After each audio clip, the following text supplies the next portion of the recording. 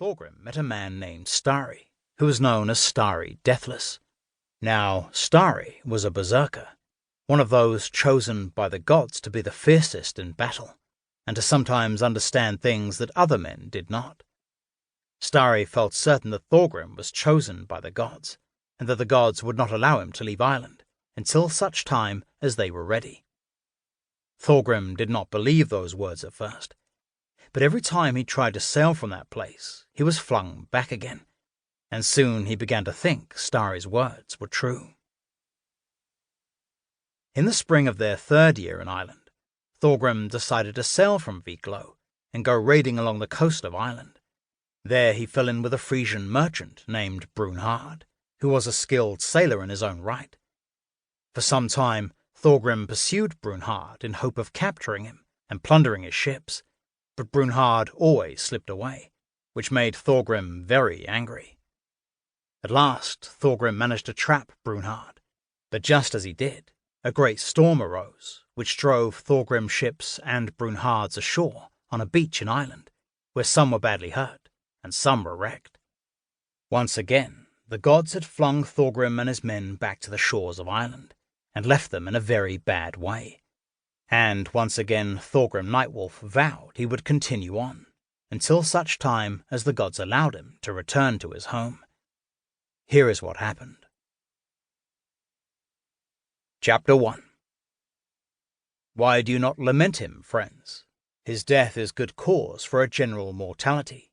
It is as a cloud reaching to the saints of heaven. Annals of Ulster. There were 2 walls encircling the monastery at Ferns. The inner one was made of stone. It was called a vallum, and it was not intended as any sort of defence, at least from an earthly threat. It was no more than 3 feet high, and it enclosed the sacred monastic buildings, the church and the scriptorium, and those somewhat less sacred but important nonetheless, the monks' cells and the abbot's house and the larger building where the cloistered nuns lived and worked. The vallum marked the edge of sanctuary. The second wall stood several hundred yards away from the vallum, and it was a more substantial affair, an earthen rampart built up to a height of 10 feet, with a palisade fence mounted on top. Between the vallum and the outer wall were located the fields that grew a portion of the food that fed the monastery, the round thatch and wattle homes of the lay people who carried on the work that the priests, monks, or nuns did not. There was a brewer and a blacksmith and several woodworkers. There were stables and a creamery. Ferns, like so many of the monasteries of Ireland, had grown to something beyond its origins as a holy site, like some oak tree that, as it grew, finds itself host of birds and squirrels and sundry insects and rabbits and badgers making their homes around its roots. And, like the oak, once it had grown sufficiently big and valuable, inevitably someone would arrive carrying an axe. The heathen Northmen had come several times.